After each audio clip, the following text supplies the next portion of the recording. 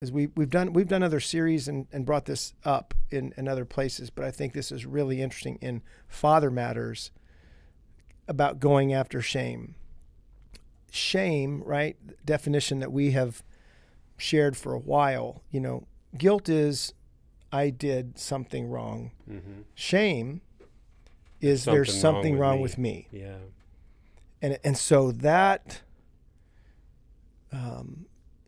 being a older person with younger hearts under your care, right, under your tutelage, under your training, this would be something that it's not if it doesn't get on your kid, like a slime. Mm-hmm.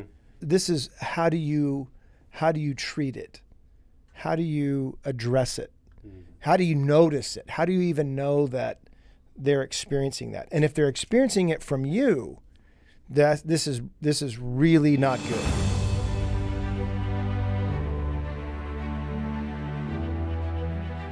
With God, there is always more.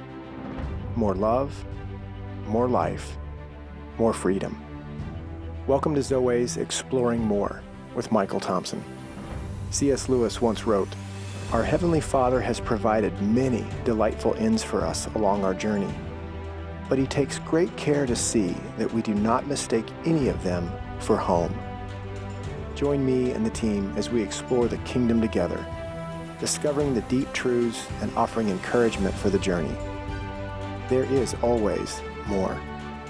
Welcome, friends and allies, to the Exploring More podcast. Michael Thompson, hanging out with SJ Jennings. Fresh cut, bro. Fresh cut, went short. Yeah, you did. Tight. Short and tight. I had it really long, so I know. it was time for me to you and I both have that kind of hair that goes out, rather than long. I said to Sherry yesterday, I said, I got to go trim the shrubbery that is on my head. My hair's still... Because mine gets really curly when it gets long, too. Mine is wavy, curly, and thick. You've seen when I let the party in the back go on down, it's out. It's like out here, horns and stuff. So anyway, it's good to be with you, man. New year, February, come on. And we're in the middle of a 10-part. Is it going to be 10 parts with a beginning and an end? 8-part series on Father Matters. We might stick one more in there. We'll see. We might get a bonus summary. It's our podcast, after all. I mean, Andy gets a vote, but that's right. We can ignore him. So this, and at the same time that we get to do this podcast series, we get to meet we met this morning. We get to meet with about 100 guys on Zoom from all over the country who are doing either Wednesday or Thursday morning, going through the same script, the same devotional. Yeah. Listening to the podcast the week before, reading the devotional. So shout out to the Western and Eastern Front. And the Eastern Front, that's right. As we enjoy exploring with them this thing. And this is just that subject that... who were we listening to? It was Simon Sinek and Trevor Noah, who were talking about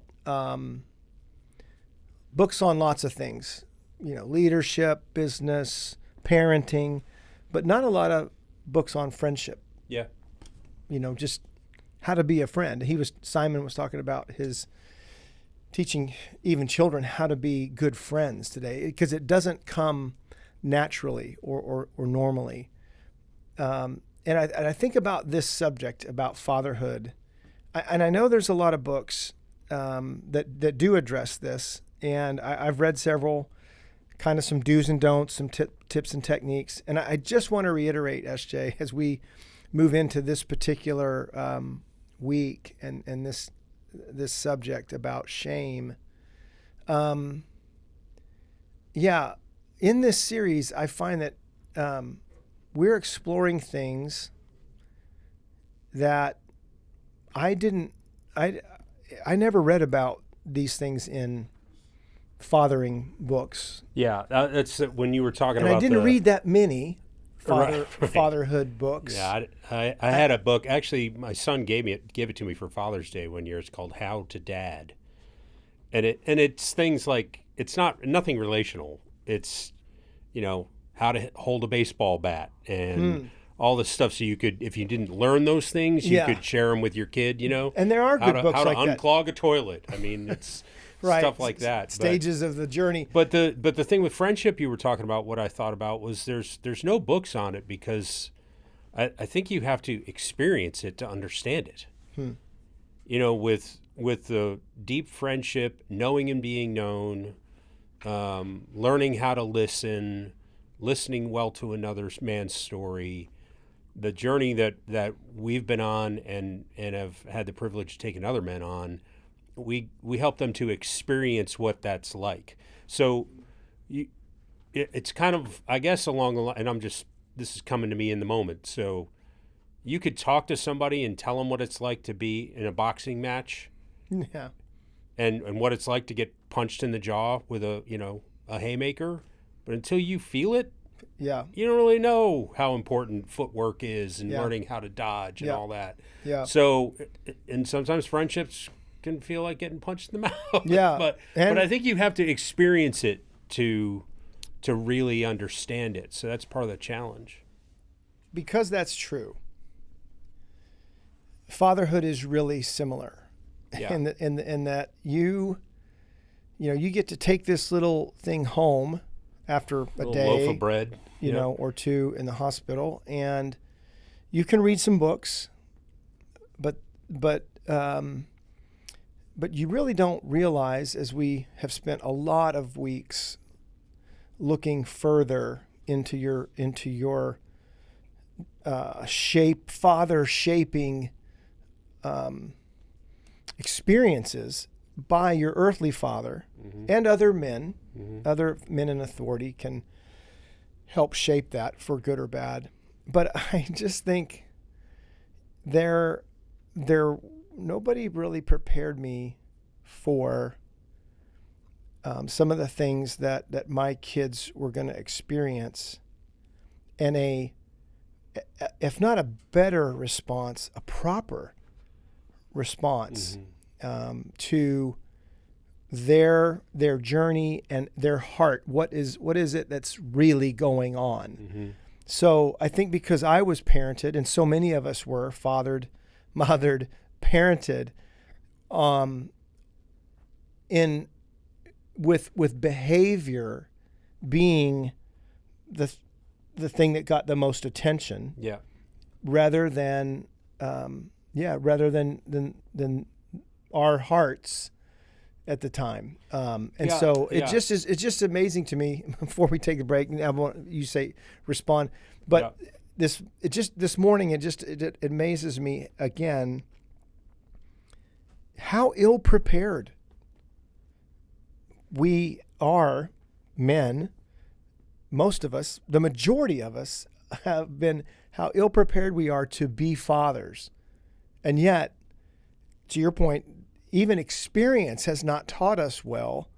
Our experience as sons, and I'm sure women could say as daughters, and, not only maybe some of the books we read, but just entering into the role, that it's like hitting more golf balls a certain way. The way we swing is not going to make you a better golfer. Right. Yeah, I think that's the key, man. As you were sharing, we were ill prepared to father, and I'm just going to add the word well. Yeah. Because we were prepared. Yeah. That was part of what came up in our group. Yeah.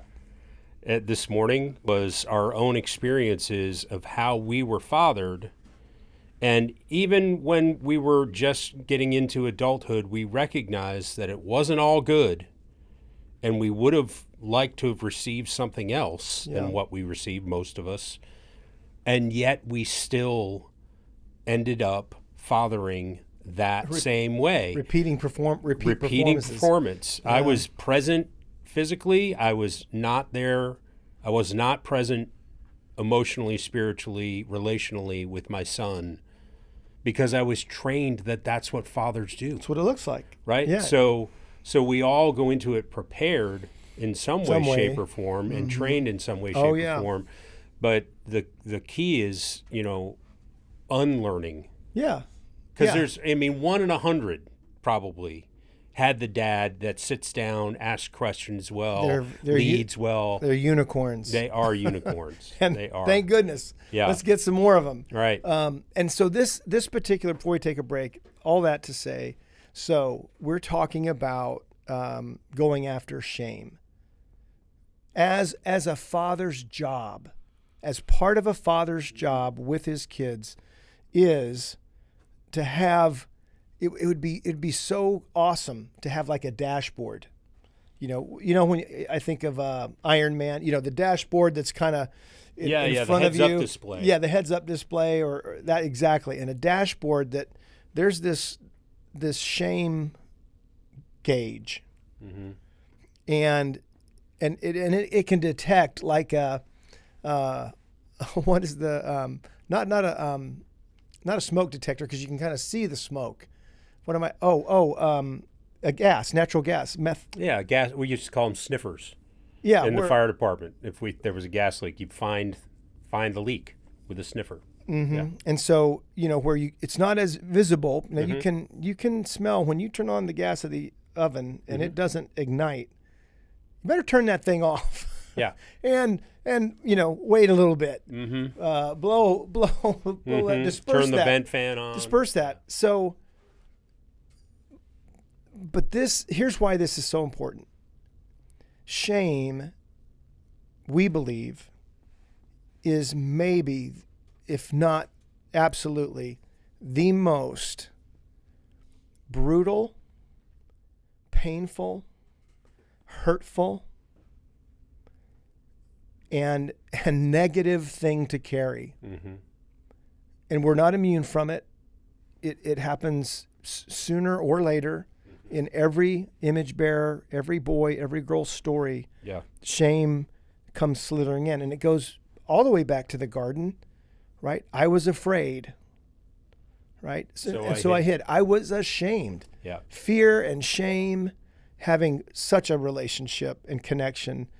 And I think about, just how powerful, right? Before we go to the break, as we've done other series and brought this up in other places, but I think this is really interesting in Father Matters about going after shame.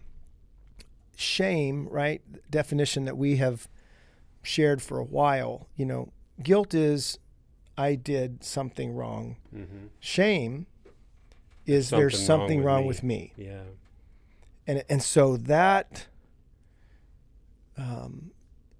being a older person with younger hearts under your care, right, under your tutelage, under your training, this would be something that it's not if it doesn't get on your kid, like a slime, mm-hmm.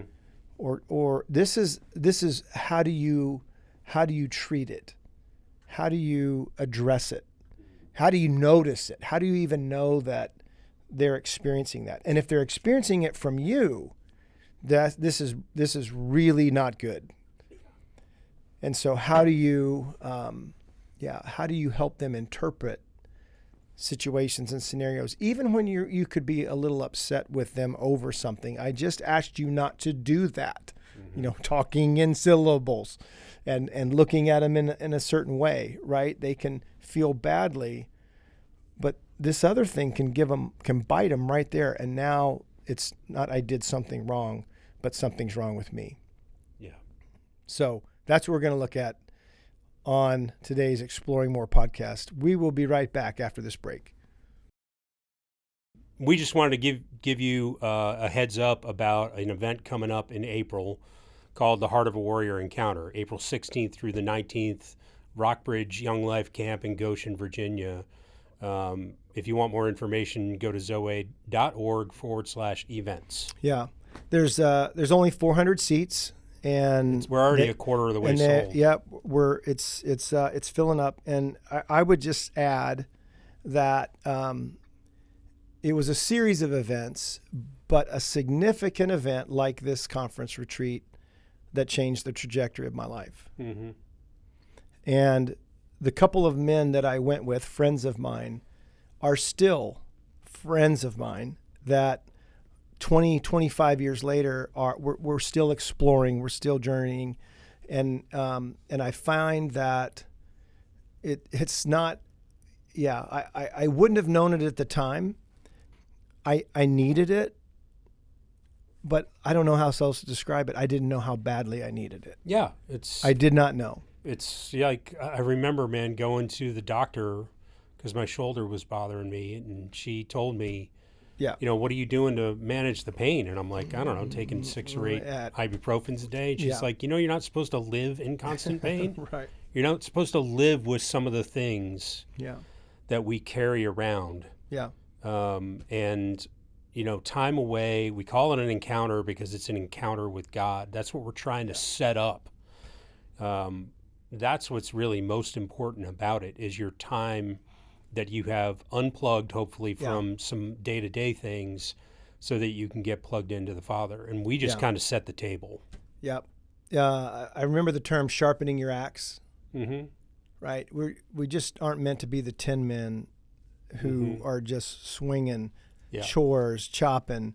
If you don't take time, and when was the last time you put on your schedule, I'm going to spend 3 days with God. Yeah, there'll be 399 other guys there, but I'm going to spend. It's amazing. I'm going to spend some time away with God, and that's what we structure the encounter events. Mm-hmm. Not only is there sharing, teaching, and some other playground and fun things to do, but you're going to get 8, 25, 30-minute quiet times to ponder. Go to silence. Yeah. To ponder, to ask God questions, and to see what he might say. Shout out to my friend TJ Wallace, too. I mean, this is just not another porn and bacon men's conference, right? I mean, where that's all they talk about. We are really inviting you into a journey and an opportunity for an encounter with God. Yeah. So come be with us. Well, I hope there is bacon. Yeah, well, bacon's good. All right. Yeah, but hope we'll see you there. if you need financial support as well, if you'd love to come but finances are an issue, email my wife. Actually, she's our event coordinator, Sherry, SHERRY @zoe.org, and she'll give you information about something we call the aid station. We don't want any man ever to get left behind because of finances. So join us at the encounter, April 16th through the 19th. Yep. Andy's got some stuff on the lower thirds that will guide you there. Hope to see you. Welcome back to the Exploring More podcast, talking about father matters. And in this episode, we're specifically looking at a father's opportunity. Responsibility is a pretty heavy word. Yeah. But a father's opportunity to read the room, read their kid's face, see if there's anything that would be an indicator, right, of shame being able to take some hold or some root in a boy or girl's heart, and begin to begin and then solidify over time that there's something wrong with you. Yeah, which is, there's weeds that kind of blow in the wind and they anchor and they find a home and a place to take root. Yeah. And then there's plants that are planted. Mm-hmm. And, our kids are going to be barraged by opportunities to experience shame just by going through life. Yes, right. What we're trying to help fathers out there see and understand is that they have the power to counteract that, but they also have the power to plant them there. To add to that, I know. Them. I know. Yeah. Right? Yeah. And I can tell you I'm guilty. Yeah. And I'm not ashamed of it, right? But I do recognize that I did something wrong. Yeah, I'm aware. That's a great. Yeah, that's how to be aware without heaping shame. And we've talked about regret. It's not a bad thing to wish you had done it differently or done it better. But when you come under the shame that can come with regret, the judgments. That's when now you're subject, and it's most of us sometime in our life, several times in our lives probably, we're made to feel bad. Mm-hmm. And it could come from kindergarten rooms. It can come from a neighbor's parents when we were playing. You know, when something doesn't go right, and an adult, an authority figure, could be your own mom and dad, come onto the scene. Man, this is the conditions that make for shame to be planted. Yeah. By the way that your heart was handled as a boy and a girl, and even older. I mean, this it's just not at a young age that this is.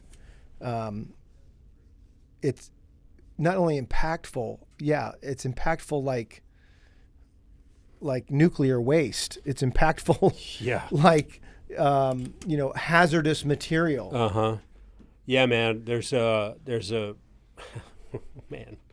And it's wonderful and challenging all at the same time is that as you go on a journey of healing and gaining understanding, you're going to have opportunities to revisit things. And, I've had an opportunity to go back with Stephen in some cases where, I really had to take ownership because I did something wrong. I shamed him. Shamed him. And I mean, I remember when he was trying to learn how to ride a bike, and I didn't have the patience for him. I didn't understand because I don't remember having a hard time riding a bike. I got on it and went. Never had training wheels, any of that, right? So I said some of that to him. I never had training wheels. When are you going to take those things off that bike? Really learn how to ride it, And so then, okay, Dad, let's take him off. And then he's fallen over, and now he's afraid to fall, you know, and I'm trying to hold him up, and he's not pedaling hard enough. And so I'm telling him, hey, man, if you don't pedal hard enough, you're going to fall over. And there's some of that's training. And some of it, though, I mean, training can turn into shame really. Training can turn into shaming. Yes. Very, very quickly. Very quickly. And, 100%. And I know I shamed him in that, you know, and he learned it, he learned in his own. I think he was like 6 when I was trying to take his training wheels off. Yeah. Yeah. Same year he got his first BB gun. Yeah. Which was probably too early as well. But I had a chance to return that to that with him. And here's the point. Here's why I'm bringing that up. Because if you don't go back and take ownership of some of those things and redeem those moments, they are informative for your children moving forward into their adulthood, not just in their own journey, but in their relationships and ultimately when they become parents. Yeah. It will inform in multiple ways. They can end up doing the same thing. They can make a vow, I'll never be like that SOB. I mean, whatever it is, it can inform that relationship moving forward, that parent-child relationship moving forward. So powerful. So, I'm going to shift gears to the pursuit of happiness. Yeah. He shames him. Yeah, when they're out playing basketball. On the basketball court. Man. And so you just set it up so well, talking about, and so when our viewers, listeners are watching this is from The Pursuit of Happiness, Will Smith. It's actually his son. It's his real son. It's his real son. And so if you know the story, I think he's a door-to-door salesman and some kind of medical equipment or something. Yeah, and he wants to improve, needs to improve his lot for him, for his son. I mean, it's a rough story. It's a brutal story. And is it Merrill Lynch or one of the big investment firms that he's trying to get an internship? So he is trying to fulfill a dream. He's trying to make better for he and his son, Will Smith is. And what you'll see in this scene, they're in the park for a minute with a basketball. And just, there's a couple things. Watch what this father says. He basically says, hey, man, I wasn't a very good player. And I saw it a couple of times when we showed the guys when he shoots. Yeah, he goes like this. He launches it over the goal. I was like a 7-year-old yeah, would, and so he said, hey, I'm not. Obviously never had anybody teach him. I was never very good, and so you're probably not going to be very good. And so he's projecting even. So I don't want you out here. But it's just what we're talking about, and his boy feels the shame of his dad's. It's not harsh, but it's heavy. Yeah. There's a fine line, and he's right on it. And then you mentioned it, the power of what does it look like to redeem it, even in a moment, or quickly, or soon after. Yeah. Rather letting it plant, grow roots, and become an effect, and have an effect on a boy or girl's heart as they grow older. Yeah. Because this is it's a toxic poison of shame and what it can do, what it does to the inside. So easy to do, right? He's not. His first approach to his son is, I don't want you up here wasting time, because you really don't have it in you to be good at this. That's what he's saying. Which, I'm wondering as I'm thinking about my own journey with my son and some of the things I said to him like that, in a misguided attempt to try to be helpful. To try to guide. Mm-hmm. But, disoriented guides give... disoriented guidance. I mean, yeah. So totally, hey, you're probably not going to be great at this because I wasn't. Trying to save him the heartache maybe that he experienced when he couldn't play. Yeah. The dad.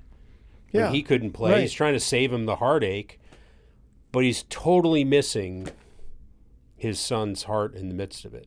And what he's missing the empathy of experiencing what his son is. I think his kid's got to be 6 or 7. I mean, maybe. No, you're chucking it up there anyway at that age. So it's not, very few. Chances are he just wants something to do with his dad. Maybe. And here he takes play, which is the absolute appropriate thing for a boy, that there's play, and he's starting to be criticized. He's starting to be told what he can and can't do. And then his dad, he catches it. Then Will Smith, right? He catches himself because he sees his boy's posture. Yeah, so he took the ball and chucked it. Yeah, what do you? Okay. Yeah. You suck at this. I guess I'm going to suck at this. This sucks. Yeah, and you told me don't spend all day up here every day shooting this ball around. And I think of the SJ. Here's one of the things that I want to unwrap for dads and moms is the reality that something as domestic and everyday as a moment on a playground with your dad has the ability to shape the rest of your life. Yeah. And then how you parent your own kids. A moment with dad in the garage, a moment with dad on errands. I mean, these are how powerful, you said it earlier, these moments can be. Mm-hmm. And having a sensitivity to how we're making our kids feel. And you can try to tell them not to feel that way, or don't, what's wrong with you? All that just adds to this this poisonous, what do you call it? Some plants get planted, they're intentionally. Yeah. And I'm saddened by some of these moments. I remember walking out of church. I wrote about this in King Me, that I remember my oldest she was probably 6, you know, when we were walking out of church. It was a warmer day, I remember, because she had sandals on. And so we're walking down the sidewalk, and she's making him click and clack, flip-flops on her heels, you know, and schwap, schwap, yeah, it's schwap, schwap. Of course, Yeah. This is fun. This is wild. It's play. And I remember, I just stopped and grabbed her and said, "Would you stop doing that? Pick your feet up." And the reason I wrote about it, and the reason I even tell it now, is she remembers. She helped me remember. That was the day she said that I began to believe that you weren't safe. Yep. And you're like, oh my gosh. And it wasn't the enemy, you know, it wasn't just some shame slithering in the garden and biting her. No. I took it, bam. I hit her with it. And so, unlike Will Smith in that moment, I didn't catch myself. I didn't see her shoulders sink. I didn't even look think about how little she was compared to how big I am. Yeah. You know, it's just it can happen, and it happens in a moment. And, you know, if there was a car coming and she was standing close, I would scoop her up, you know, but in this case, in an emotional and a very, very significant way, I'm driving and just plow right over her with my frustration, impatience, anger.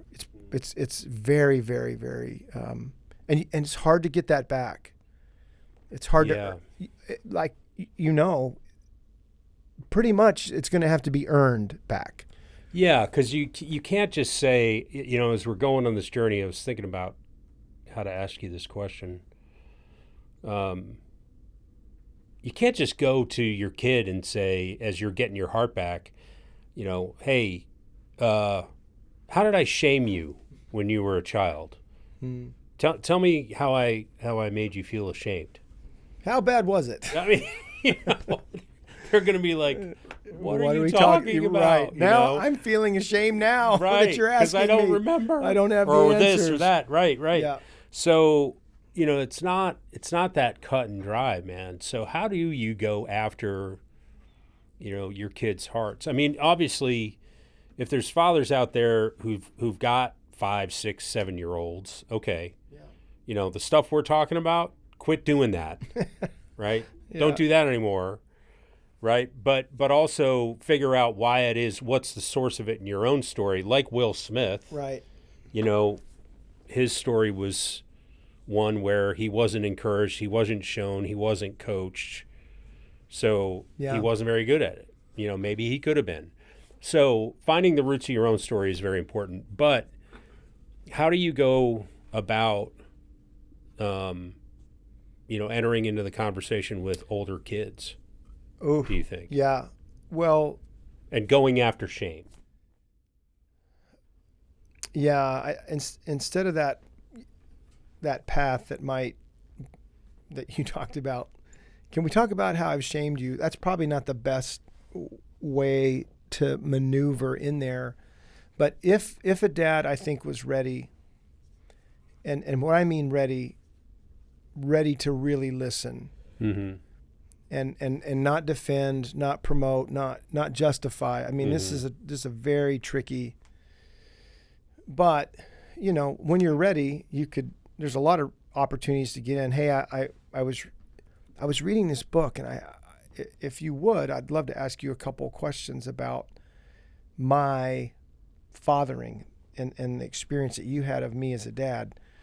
Well, and I'm asking for information. Yeah. I'm not asking you to fix me. Yeah, and so maybe is an important thing to say, right? So, like you're saying, if you're bringing that up out of the blue, you know, you either are taking them up to the 10th floor in the ledge. You're like, what are we what are we talking about? Why are we talking about this? But so you want to ease your way into it somehow, some way. I mean, Yeah. you want to make the distance between you and the ground a lot, right? Because you're about to let her or him push you off, right?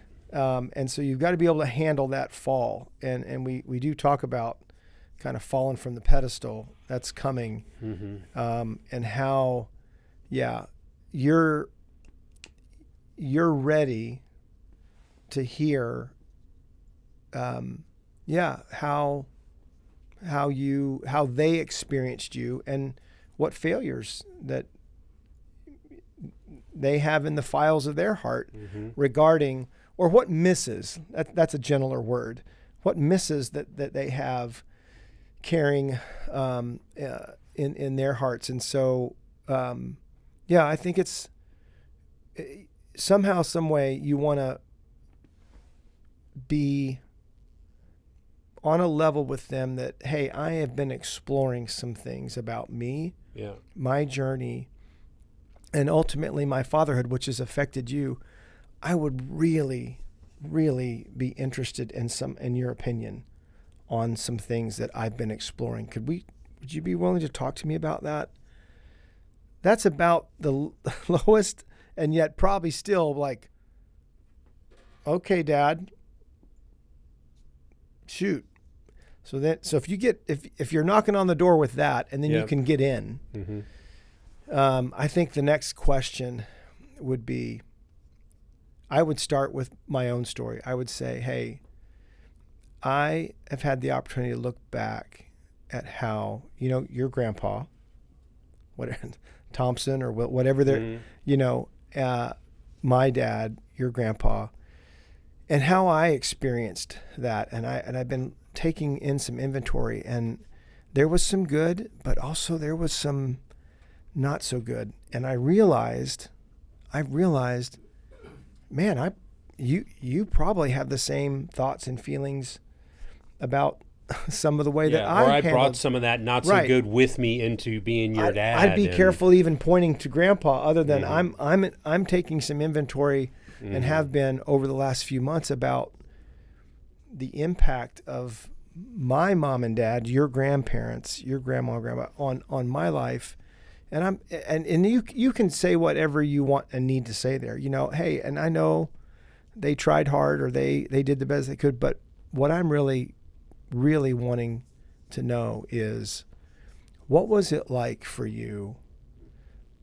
I hope there's some good, nervous, and yet I want also you to be able to say, this wasn't so good. That's the gentlest way I can think of setting a table that they may or may not want to sit down at. Right. I don't know. Yeah. We've got some reflective questions from the devotional here, and this middle one, how safe am I for your child when they're struggling? That one came to mind as you were sharing. You've got to get a little ways down, this path of healing, to be safe enough for them, because you're asking them to bring up times that were really hard for them. Yeah, where they didn't feel safe. Yeah. And I think back with the offender. Yeah, and it's you. Yeah. And so I just know that it was already challenging enough. I don't know what it would have been like for my parents to have been safer, but there were things that I just was not going to ask them and was not going to tell them. And mostly it was shame that was preventing me from, I did something wrong, or I didn't do something right. Don't tell mom. Don't let dad know. Right? I mean, my brothers and I, there was a little bit of a code of, you don't you don't tell on each other, right? And that was not when we were little. One of us got bonked or something. The tears just kind of and the screams made the whole scene. The jig is up. Yes, but I would say that if they do sit at that table with you, SJ, the next thing that's really, really critical that we've talked about, but is, can you just take it? Right. You may not remember, you may not connect the dots, but they're telling you a story that they remember. And so how would you respond? Yeah, so I want to just make this really, really clear, and an encouragement. You're entering into what we're proposing, not really for you. It's really more for them.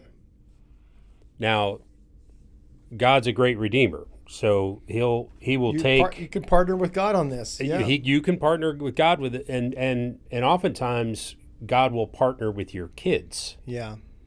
Stephen came after my heart significantly at a weekend when I was, going after his. I spent probably 2 hours during a free time session with him in Colorado. And he said, Dad, you listen to everyone else's stories, mine included. He was sharing about some things like what we're talking about, how he experienced me when he was a child. He said, you've listened to my stories. I know you do this, you hear guys' stories all the time. Who listens to your story? Yeah. So that's this is not a 12-year-old boy. No. Right? This is 20. He was 28 at the time. That is putting together something very, very fascinating. But God partnered with him in that moment to come after me. Yeah. So that can happen as you embark on this journey. But I do want to just reiterate, if you're going into this for absolution, then you probably shouldn't. As the main motivating factor, it may come. God may bring that. Yeah. But you're going into it for repair. You're looking for repair with your children and to own your part of, the damage that was done. Yeah. And in some weird way, that's where the absolution can come that way. That's where it is. Yep. Is in the owning, in the and so if you get that far and they come to that table and they honor you with something from their past which has your fingerprints on it. Mm-hmm. And I can't think of another way to describe it other than now it's your turn to take it.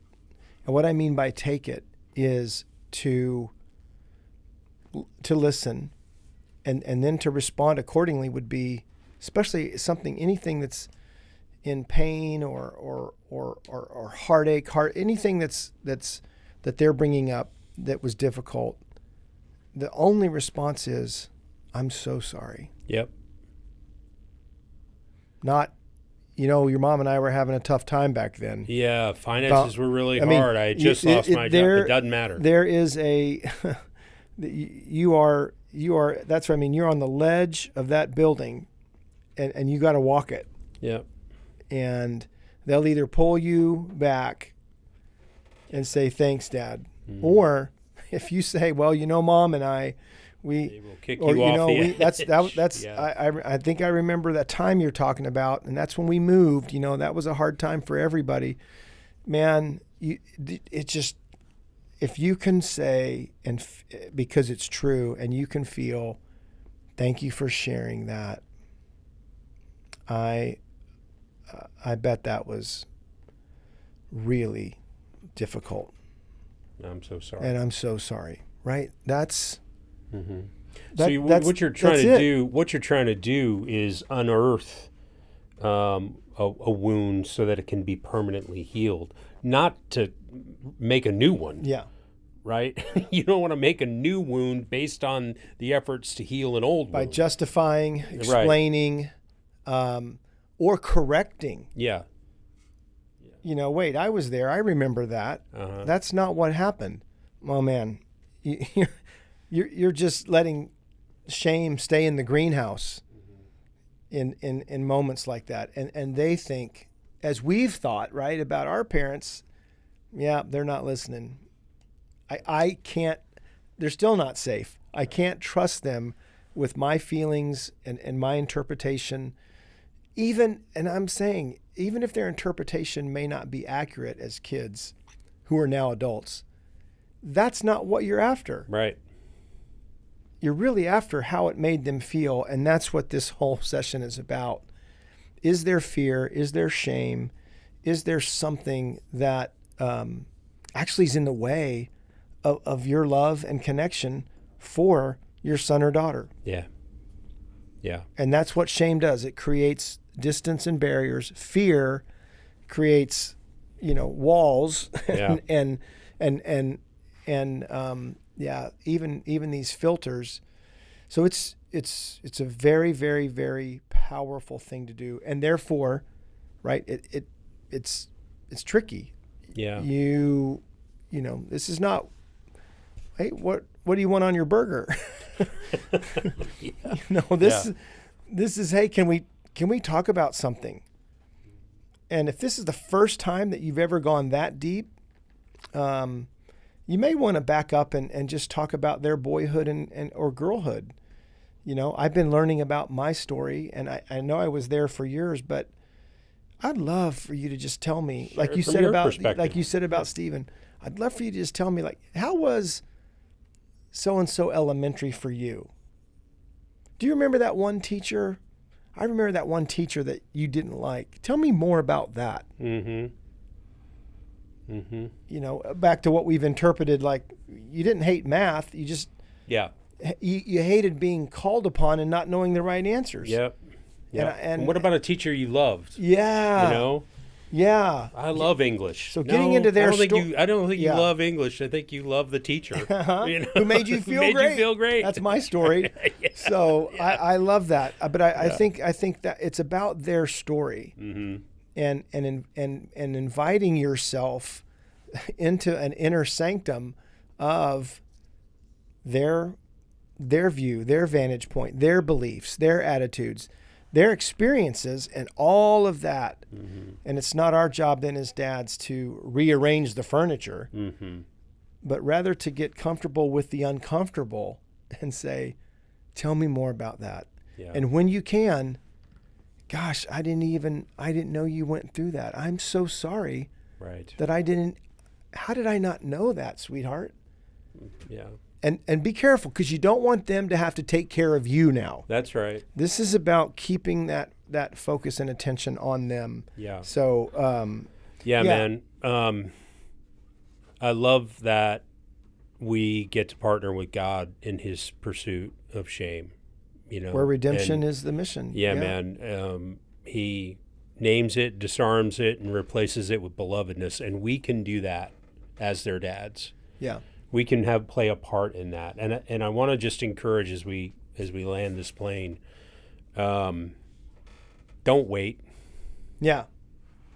Don't wait. Because if you think you're always going to have time to do it, you could be wrong.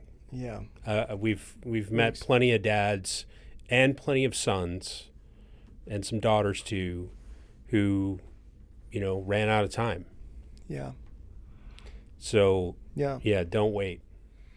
Yeah, I would say that in this whole series, it's really brought back and heightened for me the invitation to look at my fatherhood, mm-hmm. my fathering, the legacy, all that's kind of one day at a time. But now we're 30 some years in with my three, and it's like, holy cow, man, and so I so want these next seasons, and I hope I have 20 more years, to your point earlier, but I want to make good memories. Yeah. And I think what we're saying is it's hard to build those on, toxic, what is that called? When sludge. You throw everything in a pit and kind of cover it up. A cesspool. Yeah, some kind of love canal, some kind of garbage dump. That you're going to try to build something beautiful on, But when there is, things that aren't good there, that landfill, that's what Love Canal's you should look. It's a super fun site, and Andy just looked at me weird. Yeah, I didn't know what that meant either. It's upstate New York. You should know. Oh. Yeah, in the 70s, it was a super fun site. Anyway, I built a school on it.